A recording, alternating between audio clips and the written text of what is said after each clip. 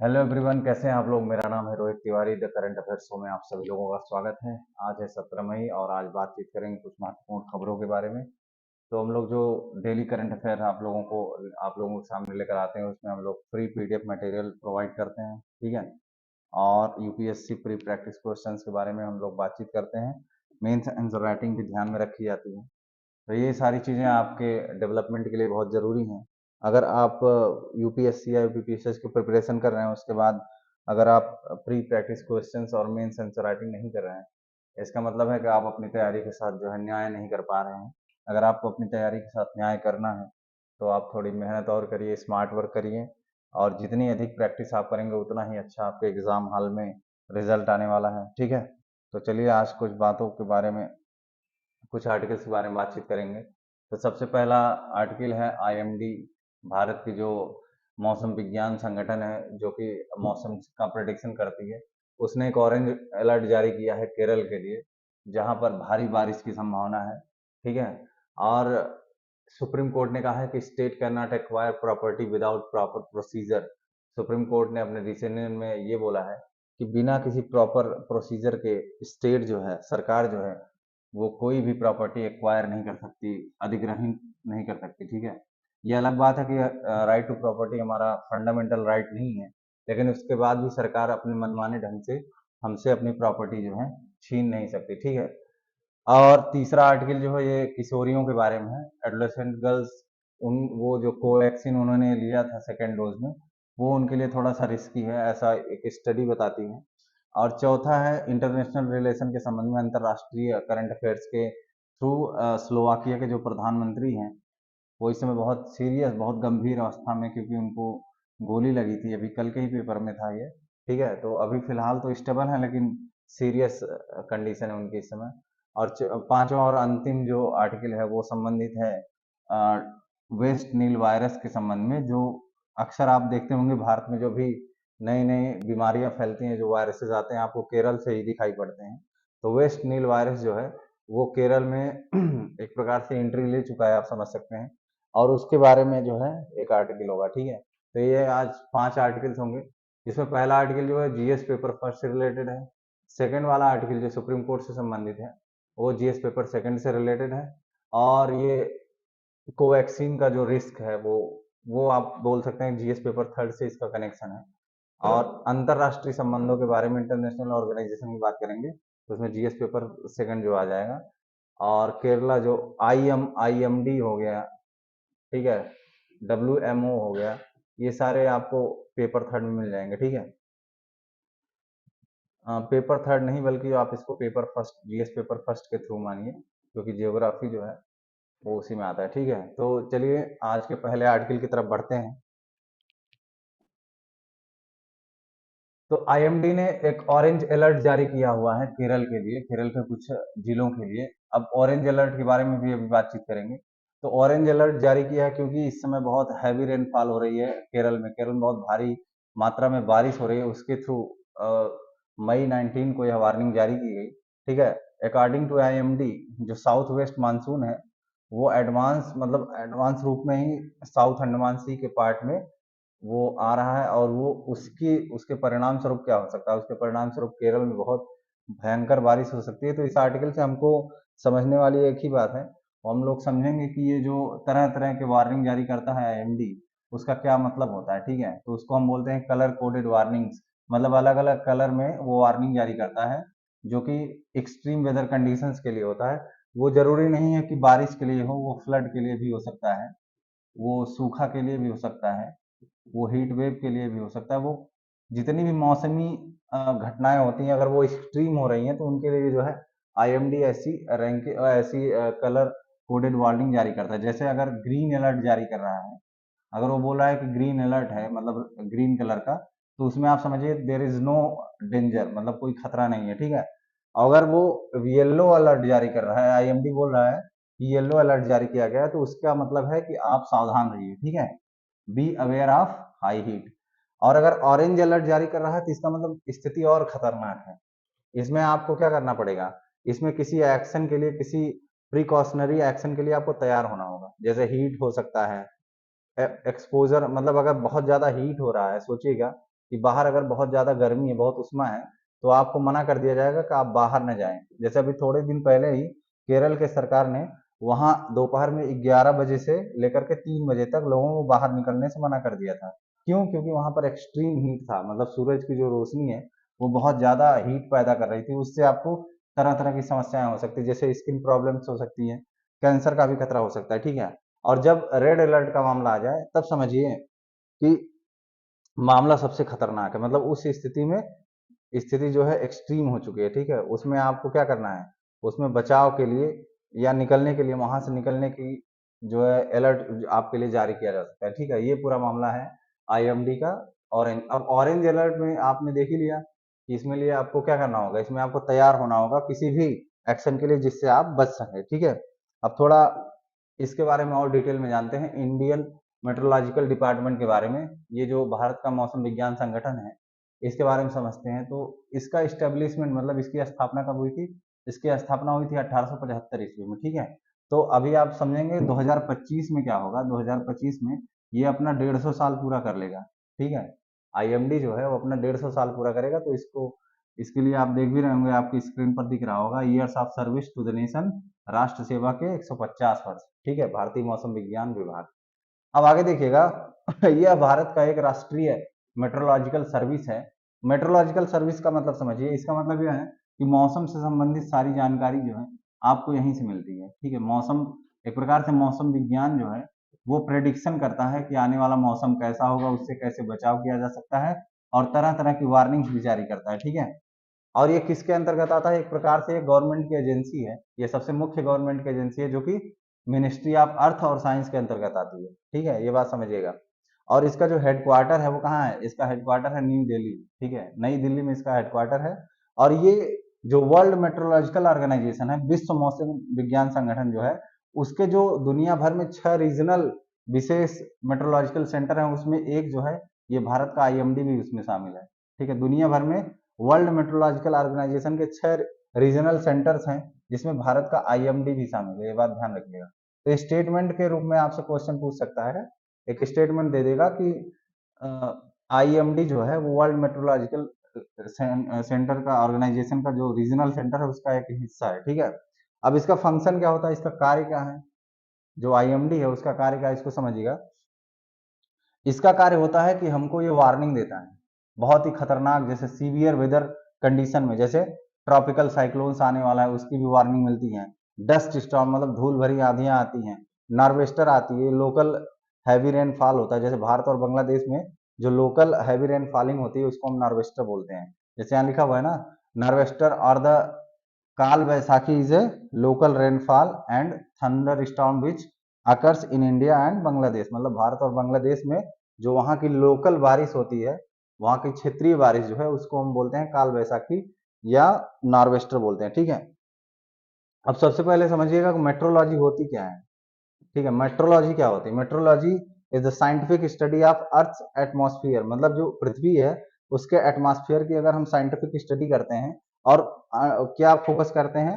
Focusing on understanding and forecasting weather pattern. मतलब जो मौसम है, मौसम का जो पैटर्न है या जो एटमॉस्फेरिक फेनोमेना है उसके ऊपर ध्यान दिया जाता है, और जो जलवायु होता है उसके ऊपर भी ध्यान दिया जाता है। इन सारी चीजों का जो अध्ययन होता है वो मेट्रोलॉजी के अंतर्गत हम लोग करते हैं, ठीक है?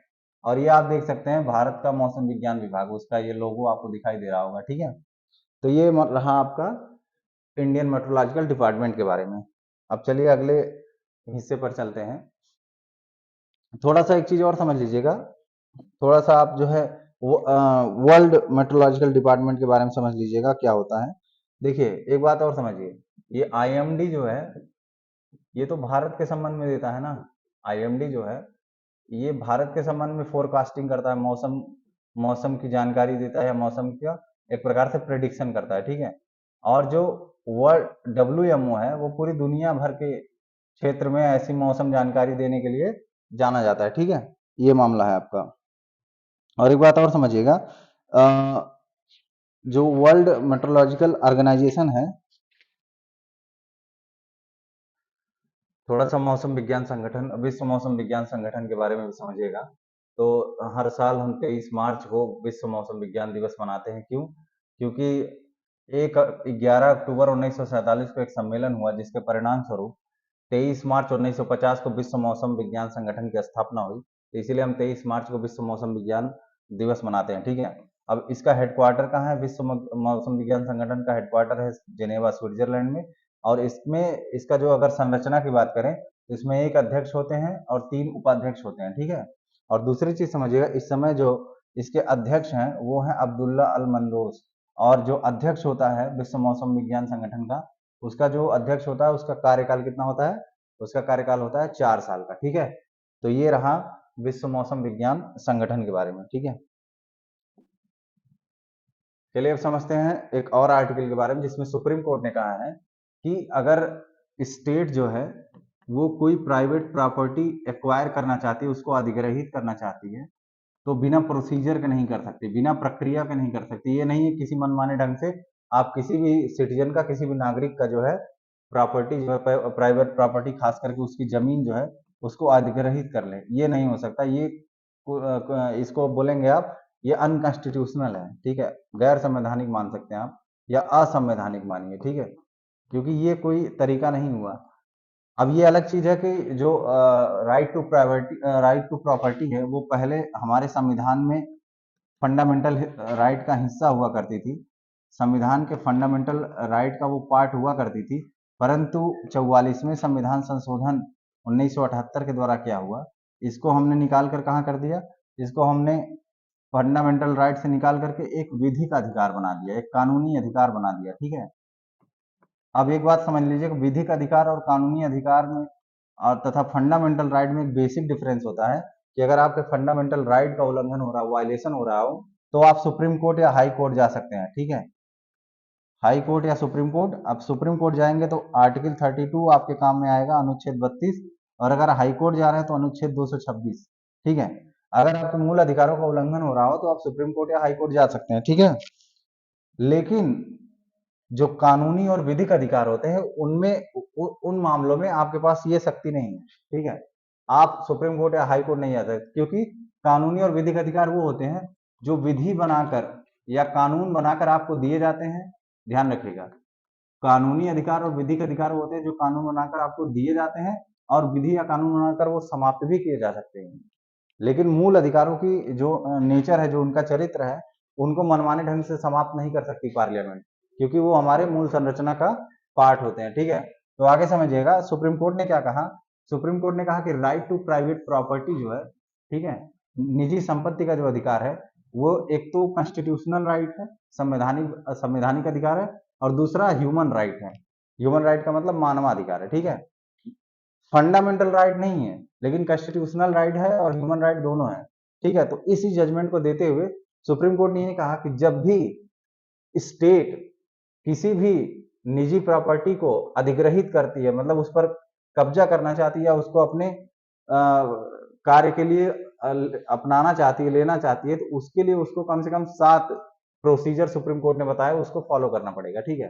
तो पहला प्रोसीजर क्या है? पहला प्रोसीजर है कि ये जो सरकार है वो जिसका भी प्रॉपर्टी ले रही है, जिस नागरिक का प्रॉपर्टी ले रही है, उसको क्या करना पड़ेगा? उसको इंफॉर्मेशन देनी पड़ेगी, उसको सूचना पहुंचानी पड़ेगी कि हम आपकी जमीन अधिग्रहित करना चाहते हैं।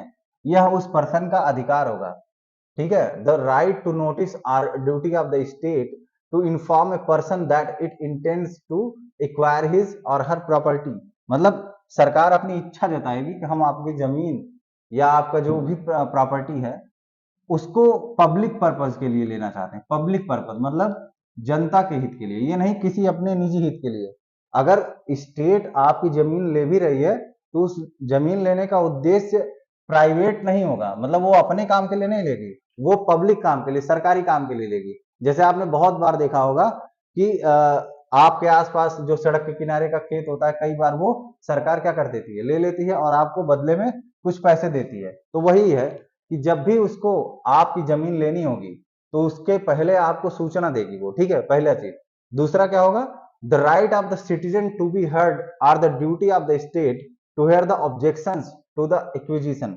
ये बात ध्यान रखिए, इसका मतलब ये हुआ कि अगर वो आदमी, वो नागरिक ये बोल रहा है कि नहीं मुझे आपत्ति है, मैं अपनी जमीन नहीं दे सकता, तो इसको भी सुनना स्टेट का एक प्रकार से कर्तव्य होगा। वो इसको नेग्लेक्ट नहीं कर सकती, नेगोशिएशन करना पड़ेगा उसको, उसको समझाना पड़ेगा उस नागरिक को कि हम ये जो जमीन आपसे ले रहे हैं वो हम पब्लिक पर्पज के लिए ले रहे हैं। ठीक है, बात समझिएगा।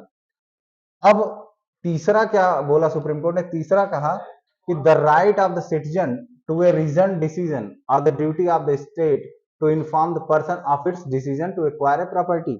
मतलब सरकार को बताना पड़ेगा नागरिकों को कि हम किसी विशेष कारण या किसी विशेष वजह से आपकी जमीन ले रहे हैं, उसमें कोई मनमाना काम नहीं हो रहा है।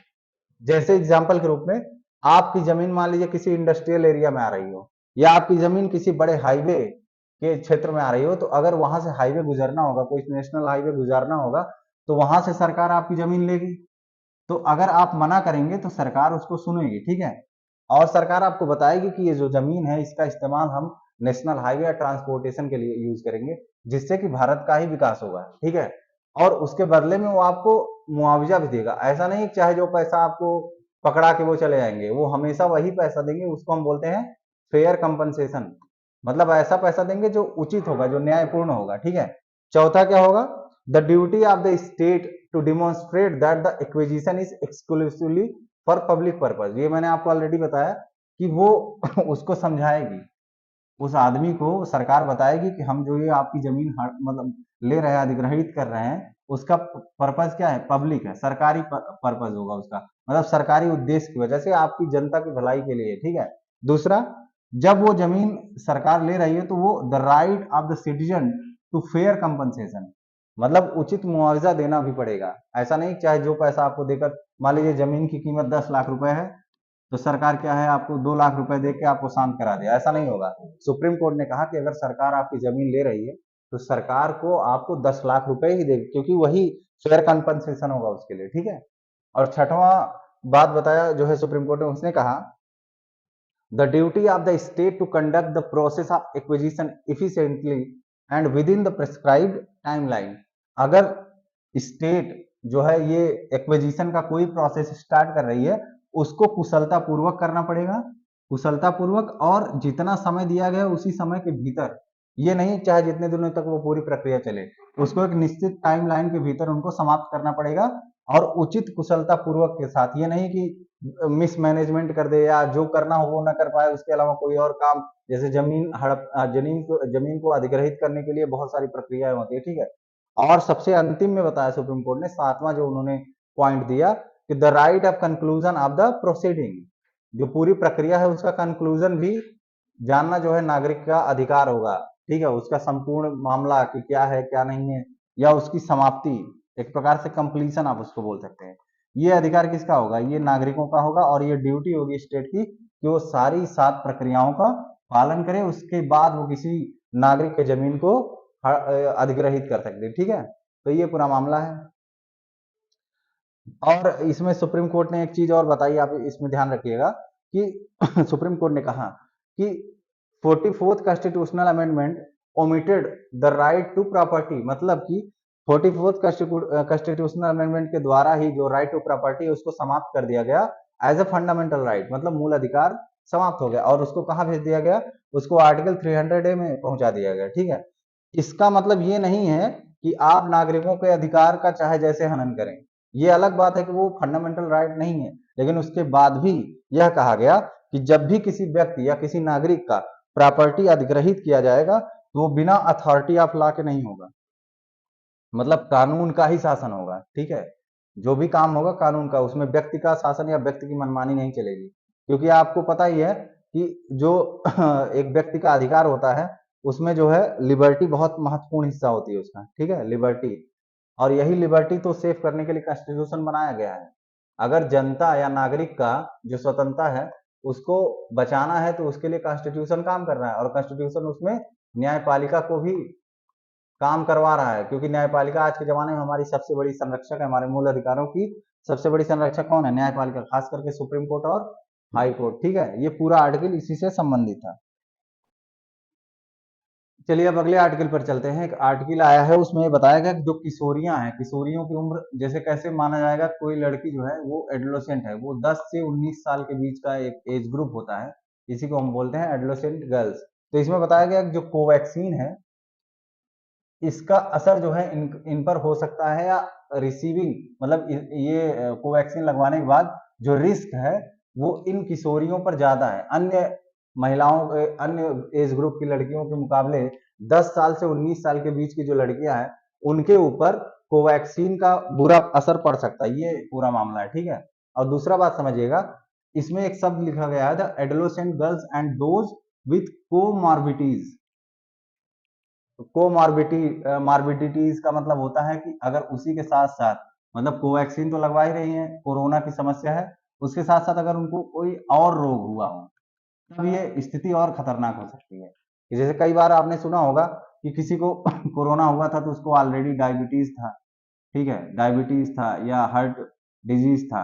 हालांकि यहाँ पर डायबिटीज और हार्ट डिजीज की बात मैं नहीं कर रहा हूँ, नीचे बहुत सारे और डिसऑर्डर्स बताए गए हैं, जैसे कि सब क्यूटेनियस डिसऑर्डर्स, जिसमें 10.5% चांसेस हैं, जनरल डिसऑर्डर्स, ये सारे रोगों के नाम बताए गए हैं कि अगर ये सारे रोग जो है उस किशोरी के अंदर हैं और उसके साथ वो कोवैक्सीन का डोज ले रही है तो उसके लिए थोड़ा सा खतरा हो सकता है। और ये सारा जो स्टडी, जो रिपोर्ट है, वो स्प्रिंजर नामक एक मैगजीन में छपी हुई थी, ठीक है। ये पूरा मामला है, इसमें बहुत ज्यादा समझने की बात नहीं है। आप इतना समझ लीजिएगा कि कोवैक्सीन भारत में किसने बनाई थी। कोवैक्सीन जो है वो भारत में भारत बायोटेक द्वारा बनाई गई थी।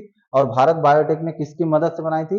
ये Indian council of medical research और नेशनल इंस्टीट्यूट ऑफ वायरोलॉजी, इन तीनों ने मिलकर ही ये कोविड 19 बनाई थी, ठीक है। और इसका जो मतलब ऑफिशियल जो नाम है वो है BBV 152, जिसको हम शॉर्टकट में कोवैक्सीन बोलते हैं, ठीक है। तो ये पूरा मामला है कि मतलब इन एज ग्रुप की जो लड़कियां हैं उनके ऊपर कोवैक्सीन का बुरा असर पड़ सकता है, ठीक है। ये पूरा मामला है। चलिए अब अगले आर्टिकल पर बढ़ते हैं हम लोग। अगला आर्टिकल है इंटरनेशनल रिलेशन से रिलेटेड। इसमें जो स्लोवाकिया के प्रधानमंत्री हैं उनका नाम है रॉबर्ट फिको। उनके ऊपर गोलीबारी हुई थी और उस गोलीबारी के परिणाम स्वरूप उनकी स्थिति काफी गंभीर है इस समय, वेरी सीरियस, ठीक है। स्टेबलाइज तो है लेकिन बहुत सीरियस कंडीशन में है। तो ये एक प्रकार से बहुत बड़ी दुर्घटना आप मान सकते हैं। अंतर्राष्ट्रीय संगठन या अंतर्राष्ट्रीय कार्यक्रमों के अंतर्गत आप देखेंगे अगर किसी देश के प्रधानमंत्री पर ही गोली चल जा रही है और वो इस समय सीरियस कंडीशन में आ गए हैं, तो इसका मतलब ये है कि मामला बहुत सीरियस है, ठीक है। इंटरनेशनल लेवल पर मामला बहुत सीरियस है। थोड़ा सा ये मैपिंग मैपिंग आप देखिएगा कि जो स्लोवाकिया है उसकी सिचुएशन क्या है। लोकेशन लोकेशन में आप देखिएगा एक तरफ बॉर्डर पोलैंड से लग रहा हुआ है, ठीक है। दूसरी तरफ बॉर्डर किससे लग रहा है? चेक रिपब्लिक से। तीसरी तरफ बॉर्डर जो है वो ऑस्ट्रिया से लग रहा है, ठीक है। और चौथे, और ऐसे मान सकते हैं जो सदर्न उसका बॉर्डर है वो किससे लग रहा है? वो हंगरी से लग रहा है। तो बहुत बार इंटरनेशनल रिलेशन में ऐसी घटित घटनाओं के परिणाम स्वरूप यूपीएससी में सवाल पूछता है। और मान लो बहुत जनरल सा सवाल पूछ देगा कि जो स्लोवाकिया है, स्लोवाकिया किस देश के साथ सीमा बनाता है? ऐसे सवाल जनरल एक सवाल पूछ लेगा, स्लोवाकिया किस देश के साथ सीमा बनाता है। अब आप विकल्प में बहुत सारे विकल्प दे देंगे, तीन सही दे तीन गलत दे देगा, एक सही देगा, ठीक है। तो इसीलिए आपको इंटरनेशनल रिलेशन में ऐसे सारे देशों के बारे में पता होना चाहिए, सारी मैपिंग आपको पता होनी चाहिए कि उनका लोकेशन क्या है, किन किन देशों के साथ वो अपना बॉर्डर साझा कर रहे हैं, ठीक है। आप इनका जो है जो नेशनल एम्बलम है उसको भी देख सकते हैं, ठीक है। कई बार नेशनल एम्बलम भी पूछ लेता है, ठीक है। आगे देखिएगा, थोड़ा सा स्लोवाकिया के बारे में समझिएगा। स्लोवाकिया जो है ये पहले किसका पार्ट हुआ करता था? पहले पार्ट हुआ करता था चेक स्लोवाकिया का, ठीक है। चेक स्लोवाकिया का पार्ट हुआ करता था। बाद में एक एक घटना घटी जिसको हम बोलते हैं वेलवेट डिवोर्स। ये कब हुई थी? जनवरी 1993 में, ठीक है। जनवरी 1993 में वेलवेट डिवोर्स नामक एक घटना हुई। उसके परिणाम स्वरूप क्या हुआ? उसके परिणाम स्वरूप चेक स्लोवाकिया जो है एक अलग वो बन गया और ये जो स्लोवाकिया है वो अलग बन गया, ठीक है। तो इससे क्या हुआ? The country join NATO and European union 2004, मतलब 2004 में स्लोवाकिया ने क्या किया? नाटो भी ज्वाइन किया और यूरोपियन यूनियन भी ज्वाइन किया। हालांकि इस समय क्या हो रहा था? इस समय ये यूरोपियन यूनियन की कैंपेनिंग कर रहे थे जिसके दौरान इनको गोली लगी, ठीक है। और जब इनको गोली लग गई तो इनके ऑफिशियल्स, इनके जो सब्सिडरीज लोग थे, उन्होंने कहा कि इस समय जो है ईयू की जो कंपेनिंग है उसको रोक दिया जाए, ठीक है। तो यूरोपियन यूनियन कब ज्वाइन किया स्लोवाकिया ने? 2004 में, ठीक है। और यूरो जोन जो है उसको 2009 में इसने ज्वाइन किया। और अपने जो है सैनिक इसने पीस कीपिंग मिशन के लिए अफगानिस्तान, इराक, कोसोवो वगैरह भेजे। और इसकी राजधानी क्या है? इसकी राजधानी है ब्रातिस्लावा, ठीक है। और इसका एरिया अगर आप देख सकते हैं तो इसका एरिया तकरीबन है 49,035 स्क्वायर किलोमीटर। पॉपुलेशन बहुत कम है, यहाँ की पॉपुलेशन है 5.4 मिलियन। 5.4 मिलियन मतलब 54 लाख, ठीक है, 54 लाख पॉपुलेशन बहुत कम है। ये तो हमारे आजमगढ़ से भी कम है। ऐसे मान ले कि आजमगढ़ या इलाहाबाद, लखनऊ की जो जनसंख्या है वो इससे ज्यादा है, ठीक है। दूसरा समझिएगा, इसकी लैंग्वेज क्या है? इसकी लैंग्वेज है स्लोवाक, ठीक है। और यहाँ के जो पुरुष हैं उनकी लाइफ एक्सपेक्टेंसी कितनी है? 73 साल। और जो महिलाएं हैं उनकी लाइफ एक्सपेक्टेंसी कितनी है? 80 साल। मतलब यहाँ के एवरेज एज जो है ये बता रहा है कि यहाँ का जो पुरुष है वो 73 साल जीता है और जो महिला है 80 साल जीती है, ठीक है। और यहाँ के प्रेसिडेंट कौन है? यहाँ के प्रेसिडेंट है पीटर पेलेग्रिनी, ठीक है। ये आपका मामला है पूरा स्लोवाक के संबंध में। अब लास्ट आज की जो खबर है उसके बारे में समझते हैं। केरला में एक warning, Kerala sounds warning on West Nile virus.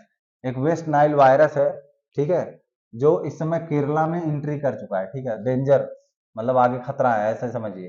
तो यहाँ एंट्री कर चुका है। तो ये बहुत खतरनाक रोग तो नहीं है।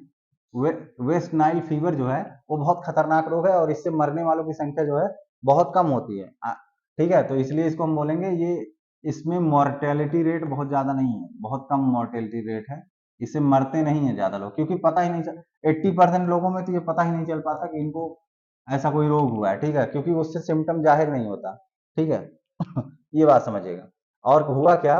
The first official alert was sounded by the health department on May 7। 7 मई को जो है ऑफिशियल अनाउंसमेंट किया गया कि हाँ, जो हमारे राज्य में जो है ये WN वायरस आ चुका है और इसके संबंधित एक बुखार हुआ। तकरीबन 20 लोगों में ऐसा संदेह जताया गया कि 20 लोग जो है इस रोग के शिकार हो गए, जिसमें से 10 लोग कंफर्म माने गए और 10 लोगों पर अभी सस्पिशियन बना हुआ है। और डेथ क्या है? डेथ आर आल्सो सस्पेक्टेड, मतलब 2 लोग जो है इससे मर चुके हैं, वो भी कंफर्म नहीं है अभी, ठीक है। तो मामला समझिएगा, इसमें क्या है, ये एक ऐसा बीमारी, ऐसा फीवर होता है जिसमें सिम्टम बहुत कम दिखाई पड़ते हैं। जैसे 80% केसेस आर एसिम्टोमेटिक, मतलब 80% लोगों में पता ही नहीं चलता है कि ये रोग उनको हुआ है, ठीक है। अब जब सिम्टम दिखाई देने लगते हैं तो उसमें कौन कौन से सिम्टम आते हैं? जैसे उनको जो भी मरीज हैं उनमें फीवर होगा, उनको हेडक होती है, फैटिक मतलब एक प्रकार से क्या कहते हैं, जैसे बेहोशी टाइप की महसूस होती है, ठीक है। नौसिया होता है, नौसिया का मतलब क्या होता है?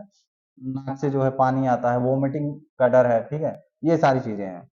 तो बहुत सीरियस कोई रोग नहीं है, इसलिए बहुत डरने वाली चीज नहीं है। कोरोना जितना खतरनाक नहीं है, ठीक है। अब कभी कभी सवाल पूछता है कि जो WNF है, जो वेस्ट नाइल फीवर है, ये किसके द्वारा फैलाया जाता है? तो ये ज्यादा इंपॉर्टेंट पार्ट है।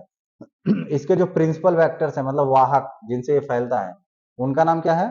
ये जीनस क्यूलेक्स से जाते हैं, ठीक है। The mosquitoes of the genus Culex, ठीक है, जनरली फाउंड ब्रीडिंग इन स्टैग्नेंट लार्ज वाटर बॉडीज, मतलब जो बड़े बड़े पानी के वो हैं, मतलब ऐसे मान लीजिए तालाब हो गया, ठीक है। बहुत दिनों से जब पानी जमा होता है कहीं तो वहां पर मच्छर क्या हो जाते हैं? पैदा हो जाते हैं। पैडी फील्ड में भी पाए जाते हैं। तो केरला में जो ये वेस्ट वेस्ट नाइल वायरस आया है, इसकी वार्निंग दी गई है। ये बहुत कोई खतरनाक नहीं है, लेकिन हाँ, संभलने की तो जरूरत पड़ती है। हर रोग से बचना चाहिए, ठीक है। और केरला जो है, केरला एक ऐसा राज्य है, ऐसा माना जाता है कि कोई भी रोग जब भारत में एंट्री करता है तो पहला जो सिम्टम है वो आपको केरला में ही दिखाई पड़ता है, ठीक है।